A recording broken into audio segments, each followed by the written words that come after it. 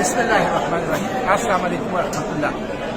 मैं अपने 150 साथियों के साथ उर्दन पहुंच चुका हूं और अल्हम्दुलिल्लाह 5-6 दिन इसराइल के बदनामी ज़माना नेगेव डिजर्ट जेल के अंदर रहने के बाद हमें रिहाई मिल चुकी है।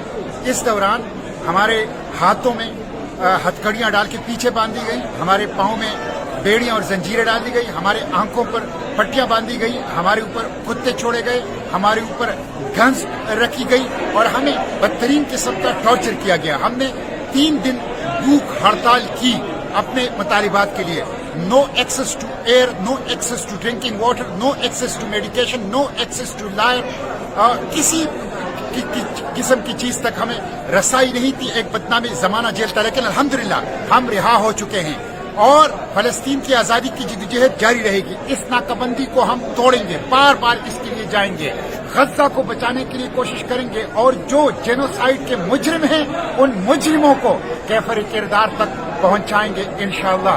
मुजाहिमत जारी रहेगी, अडियाला जेल से इसराइली जेलों तक फलस्तीन की आजादी की जिद्दोजहद जारी रहेगी और मुजाहिमत की जिद्दोजहद इंशाअल्लाह जारी रहेगी। जल्द आऊंगा पाकिस्तान और पूरी तफसील जो इस फ्लोटेला की है और इसराइली जेलों की है आपको बताऊंगा। लेकिन अपनी इस जद्दोजहद को अक्सा की आजादी, फलस्तीन की आजादी, गज्जा की आजादी तक जारी रखेंगे। इसराइल के खात्मे तक हमारी ये जद्दोजहद इंशाअल्लाह जारी रहेगी। पाकिस्तान जिंदाबाद, फलस्तीन जिंदाबाद, पाक फलस्तीन दोस्ती पाइंदाबाद।